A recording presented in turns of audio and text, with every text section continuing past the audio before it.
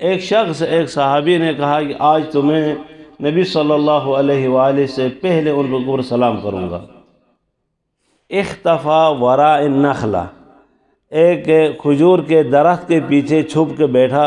ہاں اس وقت نبی صلی اللہ علیہ وآلہ وہاں سے گزرتے ہیں۔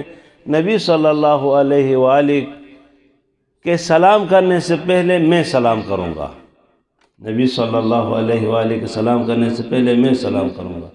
جب وہ سامنے آیا نہیں تھا تو نبی صلی اللہ علیہ وآلہ قریب گزرے تو فوراً اس کو السلام علیکم اے فلاں، اس کا نام لے کر رسول اکرم صلی اللہ علیہ وآلہ نے اس کے اوپر سلام کیا۔ یعنی کہیں نہیں ملتا ہے کہ کسی نے نبی صلی اللہ علیہ وآلہ پہ پہل کیا ہو۔ نبی صلی اللہ علیہ وسلم کرتا بچوں پر، چھوٹوں پر، بڑوں پر، ہر کسی پر سلام کیا کرتے تھے۔ یہ وصف میرے اور آپ کے اندر بھی پائی جانی چاہیے کہ سلام کرنا۔ اب یہ جو آیت میں نے تلاوت کی آپ کی خدمت میں، سورہ آل عمران کی آیت نمبر 175، اس میں خداوند کریم ارشاد فرماتا ہے انما ذالکم الشیطان یخوف اولیاءہ فلا تخافوہم وخافونی ان کنتم مؤمنین۔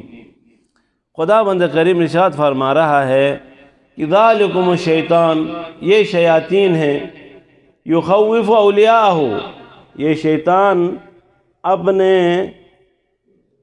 اولیاء کو ڈراتا ہے، یہ نہیں کرو گے تو ایسا ہو جائے گا۔ فلا تخافوہم، خداوند کریم ارشاد فرما اے مومنو شیطانوں سے نہ ڈرو، انما ذالکم الشیطان یخوف اولیاءہ فلا تخافوہم وخافونی۔ خداوند کریم ارشاد فرما یہ تو شیاطین ہیں، ان شیاطین سے نہ ڈرو بلکہ مجھ سے ڈرو، ان کنتم مؤمنین، اگر تم سچے مومن ہو تو مجھ سے ہی ڈرو، یہ دنیا والوں سے نہ ڈرو۔ یہ دنیا کیا کہے گی؟ دنیا کیا کہے گی؟ دنیا جو کچھ بھی کہے، تم اگر سیدھے ہو، تم اگر صراط مستقیم پہ چل رہے ہو تو تجھے کسی چیز کا خوف نہیں ہونا چاہیے سوائے خداوند کریم کے۔ دنیا جو کچھ کہے، آپ نے وقت پہ نماز پڑھنا ہے، آپ نے وقت پہ درس پڑھنا ہے، آپ نے مباحثہ کرنا ہے، مطالعہ کرنا ہے، مکمل طور پر جو ابھی عرض کیا کہ اپنے آپ کو اوصاف ممدوحہ سے، اوصاف حمیدہ سے اپنے آپ کو کیا کرنا ہے؟ پور کرنا ہے، دنیا جو کچھ کہے، دنیا جو کچھ کہے۔ اب یہاں پر لفظ ایک استعمال ہوا ہے خوف، فلا تخافوہم وخافونی۔ لفظ خوف، لفظ خشیہ اور لفظ حزن، یہ تین چیزیں استعمال ہوتی ہیں۔ ان تینوں کو جب لغت میں دیکھا جائے تو خوف کا معنی وہ خشی لکھتے ہیں، خشی کا معنی حزن لکھتے ہیں، حزن کا معنی خوف لکھتے ہیں، خوف کا معنی خشی لکھتے ہیں، یہ لکھتے ہیں۔ حالانکہ ایسا نہیں ہے، اس میں ان تینوں معنوں، ان تینوں الفاظ میں کیا ہیں؟ یعنی مختلف معنی ہیں ان کے اگر دیکھا جائے مفہوم تینوں کا ایک ہے، لیکن جب غور کیا جائے یہ تینوں مختلف الفاظ ہیں۔ مختلف کیا ہیں؟ مختلف الفاظ ہیں۔ ان تینوں کے اوپر تھوڑا سا کیا کہتے ہیں، ہم سوچتے ہیں ان تین الفاظ کے بارے میں۔ ہمارے پاس میں نے عرض کیا خوف اور خشی۔ خوف کا معنی مطلق ڈرنا، مطلق ڈرنا کس چیز پر؟ مستقبل میں کوئی ایسی چیز، کوئی ایسی مصیبت وارد ہو جائے کہ جس کے ضائع ہونے سے، یعنی جس کے میرے اوپر واقع ہونے سے مجھے ڈر ہے، اس کو خوف کہیں گے۔ خوف کا معنی کیا ہے؟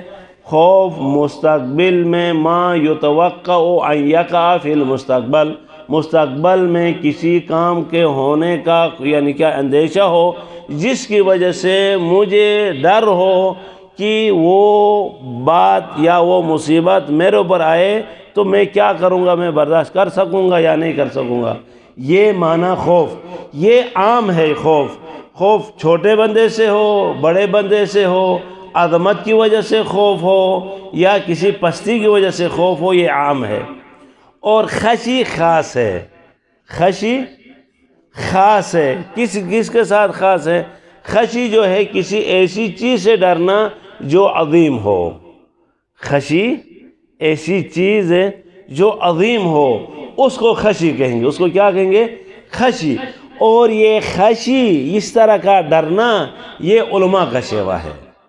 یہ اس کو خداوند کریم نے قرآن مجید میں درود بھیجو محمد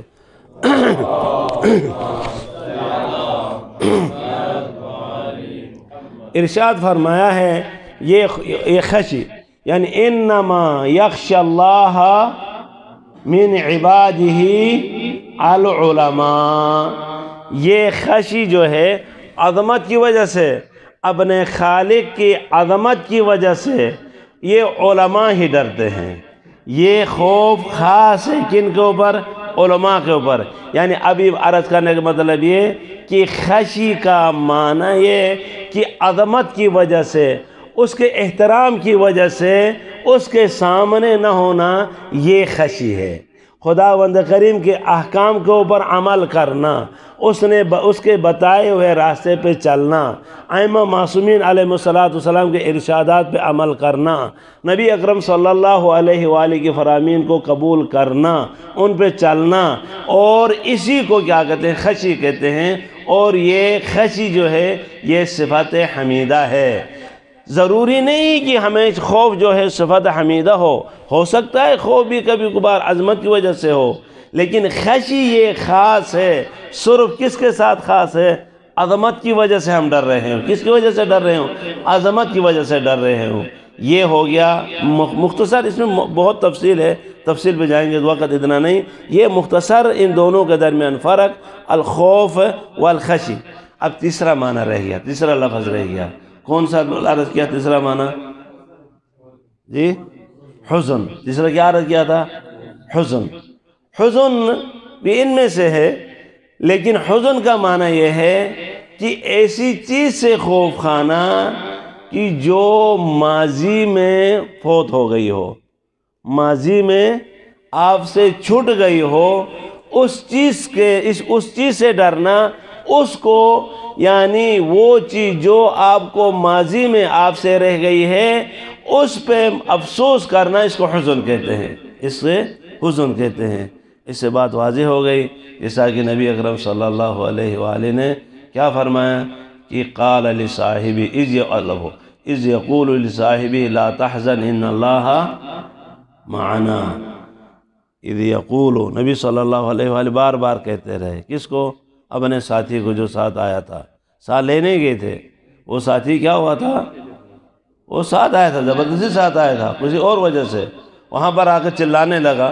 جب ساتھ آیا تھا، جہاں جمع تھے نبی صلی اللہ علیہ وآلہ، اس کو پتہ چلا کہ بار جو ہے مشرکی مکہ آ گئے ہیں پکڑنے کے لیے، زور زور سے چلانے لگا تاکہ ان کو آواز جائے، آ کر جو کام جس مقصد کے لیے میں نکلا وہ مقصد پورا ہو جائے۔ تو اس وقت نبی اکرم صلی اللہ علیہ وآلہ نے فرمایا لا تحزن ان اللہ معنا اذ یقول لصاحبہ، بار بار کہتے رہے۔ آپ جانتے ہیں یہ لغت ہے اذ یقول، یہ فعل مضارع، یہ معنی کیا کہتے ہیں؟ ماضی میں استمرار، اذا کے ساتھ ماضی میں چلا گیا، ماضی استمراری کا معنی۔ ہم بار بار کہتے رہے لا تحزن ان اللہ معنا، جو چیز تجھ سے فوت ہو گئی اس کے بارے میں تو غمگین نہ ہو، تحقیق خداوند کریم ہمارے ساتھ ہیں۔ اب پتہ چلا کہ ان تینوں درمیان مختصر فرق، خشی، خوف اور حزن۔ حزن خاص ہے کس کے لیے؟